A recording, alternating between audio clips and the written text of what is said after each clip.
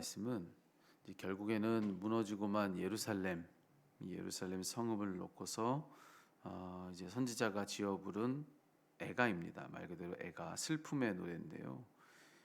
그때 그 슬픔이 얼마나 컸는지 이 말씀 속에서 오늘 본문 첫 구절을 보자면 이 선지자가 애곡하며 이런 말로 노래합니다. 내 눈이 눈물에 상하며 내 창자가 끊어지며 내 간이 땅에 쏟아졌으니 이는 딸 내 백성이 패망하여 어린 자녀와 젖먹는 아이들이 성읍 길거리에 기절함이로다.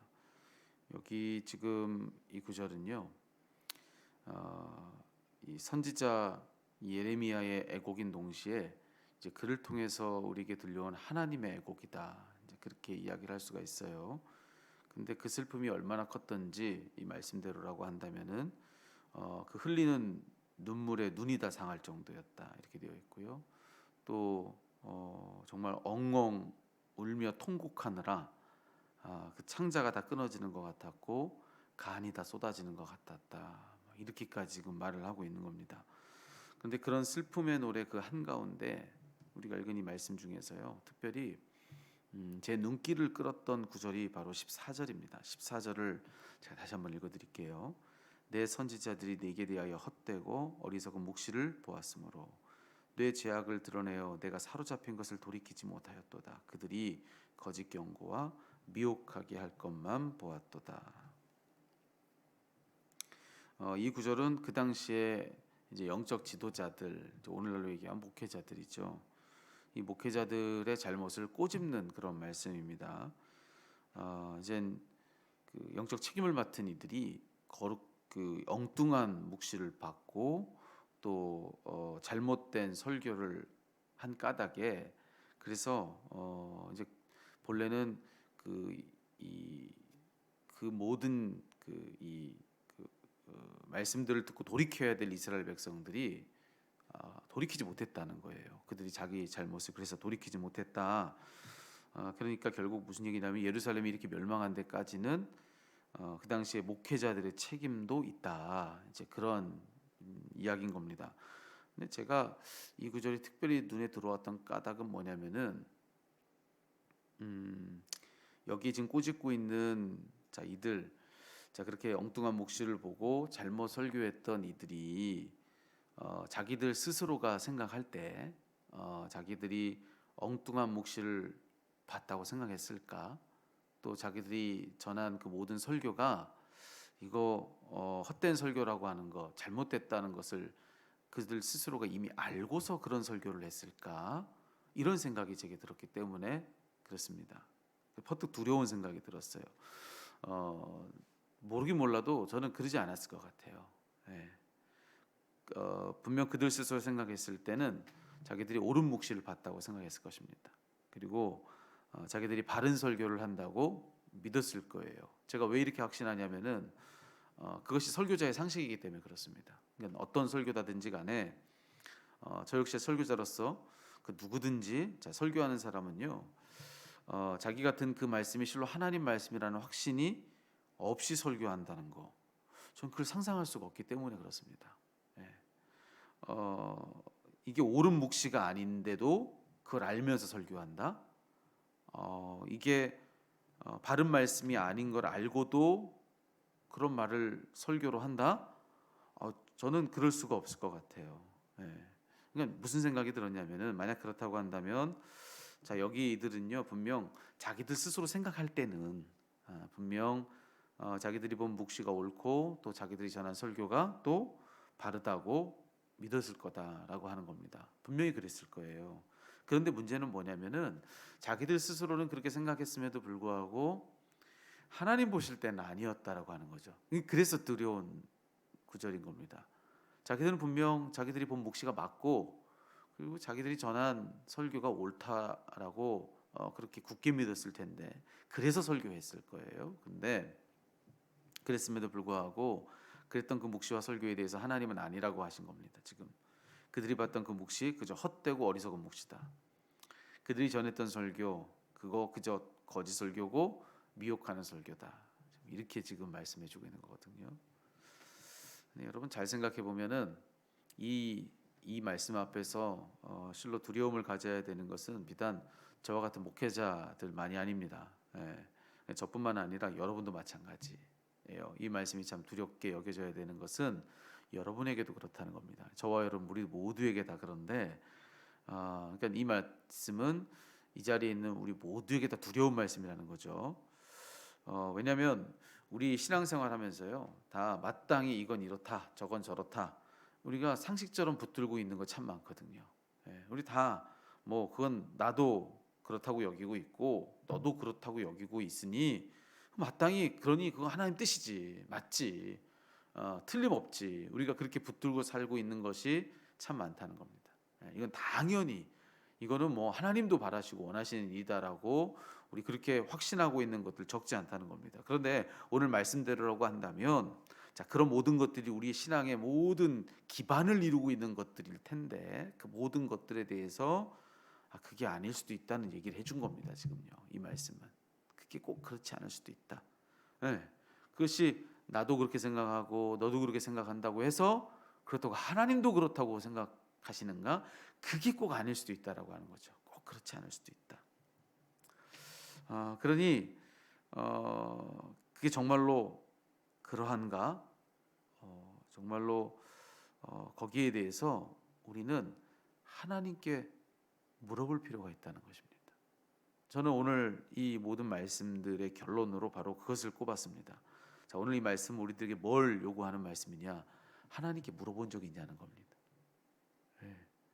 우리가 그동안에 신앙 상식으로 알았던 많은 것들 그리고 또 우리가 당연하다고 생각하고 우리가 열심히 냈던 모든 것들 마치 우리는 내가 바라니까 하나님도 바라는 것이라 생각하면서 그저 하나님께는 제대로 한번 물어본 적 없이 그냥 그렇게만 살아왔던 것이 실제로 적지 않을 수 있다. 근데 한번 물어봤냐는 거죠. 진짜로 그러한가? 우리가 보고 있는 것, 그래서 우리가 말하고 있는 것, 그것이 정말로 하나님도 그리 여기시는가? 그걸 한번 우리 물어본 적이 있냐는 겁니다. 그래서 그게 혹 하나님이 가지신 뜻이 아닐 수도 있다. 우리가 잘못 보고 잘못 말하는 것일 수도 있다라고 하는 것을 퍼뜩 우리에게 알게 해준 24절의 말씀, 이 말씀은요. 그래서 저만이 아니라 여러분에게도 우리 모두에게 다 해당하는 말씀이라고 하는 것입니다. 여러분 교회에서 한번 생각해 보세요. 여러분 교회에서 여러분이 생각할 때 뭔가 저 사람은 틀려라고 생각하는 그 사람, 저 사람은 잘못된 것 같은데 여러분 그 사람이 스스로도 내가 잘못됐다고 생각하고 잘못된 사람이 있습니까? 한 사람도 없습니다. 한 사람도 없습니다. 여러분 스스로 생각할 때 저렇게 얘기하는 건 아니지 않아? 생각하는 그거요. 그 사람은 그렇게 얘기하는 것이 맞다고 생각하는 거거든요. 그러니까 무서운 거예요. 그러니까 무섭다고요. 우리가 많은 부분에 있어서 우리 자신도 그럴 수 있다는 걸 생각해야 된다는 것입니다. 나는 당연히 맞지라고 생각하는 게 정말로 맞은지 점검해 본 적이 있냐는 거예요. 정말로 그것이 옳은지 그른지를 유일하게 답해 줄 수 있는 분이 하나님이신데 우리 그거 하나님께 여쭤본 적이 있냐는 거죠. 내가 가진 모든 것, 그래서 내가 쏟아내는 모든 그런 말들 오늘 우리가 기도하기 위해서 모였는데 우리 기도도요. 내가 구하는 그것이 정말로 하나님도 바라시는 건지 물어본 적이 있냐는 거예요. 내게 정말로 정말 이랬으면 좋겠고 내 자녀들은 정말 저랬으면 좋겠고 우리 집은 이러면 좋겠고 여러분 이 모든 것들에 대해서 하나님은 뭘 바라시는지 하나님은 우리가 또 우리 자녀들이 어떠하기를 원하시는지 물어본 적 있으시냐는 거죠. 여러분 우리는 하나님께 물어봐야 합니다. 그러니까 하나님께로부터 그래서 들려오는 말이 있든 없든 그거와 상관없이 왜냐하면 하나님은 말씀으로도 말씀하시지만 침으로도 말씀하시는 걸 우리는 알아야 하기 때문에 그렇습니다. 우리가 지나오면 알게 되죠. 그때 아무런 답이 없는 줄로 알았는데 많은 면으로 우리는 답을 얻고 그때 그 시간을 지났었구나라고 하는 순간들도 상당히 많습니다. 그러니까 내가 지금 듣기 하나님의 말씀을 내가 들었다고 인지하든 들었다고 인지하지 못하든 그건 별로 중요한 게 아니에요. 왜냐하면 우리는 실제로 하나님께 들려오는 말을 실제로 그 말이 있는지 없는지 잘 분별할 수 있을 만큼, 그걸 정말로 정확하게 분별할 수 있을 만큼 그렇게 정확한 청각을, 예민한 청각을 가지는 못, 예민한 감각을 가지는 못했기 때문에 우리가 들었는지 안 들었는지 그건 다음 문제입니다. 그건 별로 중요한 문제가 아닌데, 더 중요한 문제는 뭐냐면은 물어본 적이 있냐는 거죠. 하나님께 여쭤본 적이 있냐는 거예요. 예. 그러니까 우리는 하나님께로부터 뭐라 들려오든 들려오지 않든 그와 상관없이 그분께 여쭤봐야 되는데, 자, 뭘 물어봐야 되느냐? 여러분의 인생에 대한 하나님의 뜻이 무엇인지. 예. 어떤 사람은 내가 10대 때, 내가 정말로 그 청년의 시절 때 내가 뜨겁게 하나님의 뜻을 경험했단 말이죠. 내가 그때 받은 은혜가 있어요. 근데 내가 20대 때 하나님의 뜻을 들었던 그것 가지고 그 사람이 일평생을 사는 사람이 있다라고 생각해 보십시오. 여러분 정말로 그걸로 충분하겠습니까? 여러분의 삶은 그토록 수십 년 동안에 너무나도 많이 바뀌어 있고, 여러분의 모든 형편은 다 달라져 있고, 여러분의 모든 것은 다 변화되어 있는데 20대 때 하나님께 받은 뜻만 가지고서 나머지 일평생을 사는 것이 정말로 괜찮겠습니까?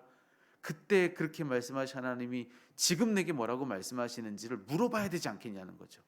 내가 50대, 60대, 70대를 지나가는데 지금 내게, 지금 50대의 내게, 60대의 내게, 70대의 내게 어느덧 청년이 아니라 누군가의 엄마 아빠가 되고, 누군가의 남편이 되고 아내가 되고, 교회에서 어떤 책임을 맡게 된 바로 지금 이 순간에 하나님이 내게 원하시는 것이 무엇인지에 대해서 나 물어본 적이 있냐는 거죠. 그러니까 내게 대한 하나님의 뜻이 무엇인지 우리 물어야 된다는 거예요. 우리 자녀들의 앞날에 대한 하나님의 뜻이 무엇인지, 부모로서 내가 자녀들에게 바라는 무엇이 나를 이끌어가기 이전에, 자, 나도 바라는 그것을 다른 부모들도 당연히 바라니까 당연히 하나님도 그걸 바라시는 거 맞습니까? 네. 오늘 말씀 보니까 아니라는 거 아닙니까? 그러니까 내 자녀들에 대해서 하나님의 뜻이 무엇인지 우리 물어봐야 된다는 거예요. 하나님, 내 아들의 또 내 딸의 앞날에 대해 하나님 바라시는 것은 무엇입니까? 부모로서 나는 이 아이를 위해서 무엇을 위해서 기도해야 되겠습니까? 하나님의 뜻이 이루어져야 하는데 그것이 무엇입니까? 우리 그거 물어야 된다는 거죠. 교회에 대해서, 여러분 우리가 속한 우리 교회에 대해서 하나님이 가지신 뜻이 무엇인지, 그러니까 우리가 하나님의 어떤 뜻을 위하여서 헌신하는 교회가 되어야 할지 우리 물어봐야 된다는 거예요. 이렇게 우리가 하나의 교회로 섰으면 이제 하나님의 뜻은 이루어진 겁니까? 저는 하나님의 뜻이 물론 이와 같이 교회를 세우고자 하시는 하나님의 뜻은 이루어졌을지 모르지만, 이렇게 교회를 세우셔서 하나님은 도대체 무슨 뜻을 이루기를 원하시냐는 거예요. 이렇게 수많은 교회들 중에 특별히 우리 교회의 하나님이 지금 이 때에 가지신 그 뜻은 뭐냐는 거죠. 도대체 하나님 우리에게 어떤 뜻이 있으셔서 우리로 하여금 하나의 교회가 되게 하셨냐는 거죠. 왜 지금 이때에 여기에 이 교회를 세우게 하셨냐는 거죠. 그건 어떤 뜻이 있어서 우리 교회가 어떤 하나님의 뜻을 위해, 하나님의 뜻이 어디 하나겠습니까? 수없이 많은 하나님의 뜻 가운데 특별히 어떤 뜻을 위하여서 우리 교회를 여기에 이렇게 세우셨는가, 우리가 물어야 되지 않겠냐는 거죠. 하나님, 우리는 교회로 존재하면서 이제 우리 세상의 리렉교회는 하나님의 어떤 뜻을 위해서 헌신하는 교회가 되어야 할까요? 네. 교회들마다 저마다 하나님께로부터 받은 콜링을 가지고 그걸 위해서 전력하며 정말 이 교회가 그 자기의 책임을 다합니다. 모두가 저마다, 우리 뭐 자녀들이 뭐 각각의 뭐 몇 명의 자녀가 있으면 저마다 다 자기가 좋아하는 것도 있고 잘하는 것도 있어서 저마다 다른 삶을 살아가듯이 교회들마다 다 똑같겠냐는 거죠. 교회가 이렇게 많은데 모든 교회가 한 가지밖에 없겠냐는 거죠. 네. 그러니까 특별히 우리 교회를 위해서 하나님 두신 뜻이 무엇인지 우리 물어본 적 있는가? 그냥 하나의 교회로 섰으면 된 건가? 그냥 이제는 교회로서 그냥 우리 신앙생활 열심히 하고 교회 열심히 다니고 그냥 우리 서로 열심히 정말 서로 교제하고 정말로 우리 교회가 막 정말 더 큰 교회가 되기 위해서 힘 있는 교회가, 영향력 있는 교회를 위해서 열심히 뭔가를 하기만 하면 그러면 되나? 아니, 그래서 우리가 해야 될 일은 뭐냐는 거죠. 네. 그 힘을 가지고 그 영향력을 가지고 우리 가지고 있는 모든 그 규모까지도 모든 걸 가지고서 그래서 해야 될 하나님의 어떤 특별한 사명이 있냐는 거죠. 우리에게 맡겨주신.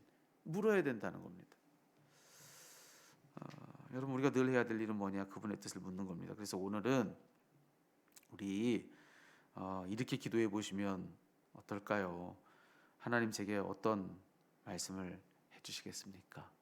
내 인생을 두고 하나님 지금 제가 지금 처해 있는 오늘의 이 상황 속에 바로 그런 저에게 하나님인 원하시는 것은 무엇입니까? 하나님은 어떤 뜻을 이루기를 원하십니까? 지금 이때에 저에게 바라시는 것은 무엇입니까? 하나님 제 아내와 제 남편 그리고 제 자녀들을 향한 하나님의 뜻은 무엇입니까? 우리에게 하나님 뭘 지금 원하십니까? 예. 하나님 우리 교회에 대한 하나님의 뜻은 무엇입니까? 하나님 이렇게 하나의 교회로 섰습니다. 그럼 이제는 자 하나님 우리 교회를 이렇게 세우신 그 뜻에 감사합니다. 그 뜻을 이루어 주시니 감사합니다. 근데 이제 이렇게 한 교회로 섰는데 그런 우리 교회를 두고 새로 세워진 우리 교회를 두고서 하나님은 어떤 뜻을 이루기를 원하십니까? 하나님 이제 우리는 어떤 하나님의 뜻을 위해서 헌신하는 교회가 되어야 할까요? 여러분 이제 이걸 묻기 시작해야 된다는 것입니다. 그냥 당연히 교회는 이래야지 저래야지 그러고 그냥 무작정 그냥 그렇겠지 달려가지 말고 적어도 묻고 가야 된다는 거죠. 묻고. 네.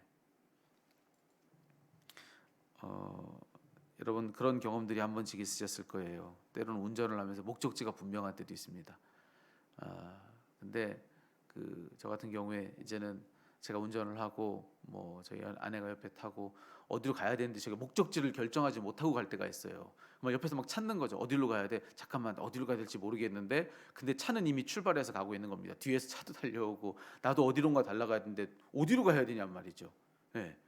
그러니까 뭐 뒤에서 막 흐름에 따라서 나도 열심히 그냥 막 달려가기는 하는데 그냥 목적지가 없이 그냥 달려가기만 하는 그런 순간들을 우리가 살면서 경험할 때가 있습니다. 근데 지금 우리가 혹 그렇지는 않은가? 내 인생이, 내 자녀들의 인생이, 우리 교회의 지금의 형편이 혹 그렇지는 않은가? 여러분 열심히 달려간다고 목적지가 생기겠습니까? 달려가는 걸로 목적지가 생기지는 않습니다. 네. 여러분 우리가 지금 잠깐 멈추어 서서 여쭤볼 필요가 있어요. 우리 삶의 우리 모든 삶의 우리 모든 교회 역사의 목적지가 되시는 우리 주님께 한번 구체적으로 한번 여쭤보는 일을 한번 시작했으면 좋겠습니다. 주님, 지금의 저에게, 지금의 우리 자녀들에게, 지금의 저희 남편 아내에게, 지금의 우리 교회에게 하나님은 무엇을 원하십니까? 우리 어떤 걸 위해서 살아가는 것이 하나님 바라시는 바입니까? 여러분 그렇게 하나님께 여쭤보고 여러분 그 뜻을 구하는 그런 우리 모두가 다 되기를 간절히 소망합니다. 오늘 이 말씀 앞에서 그것이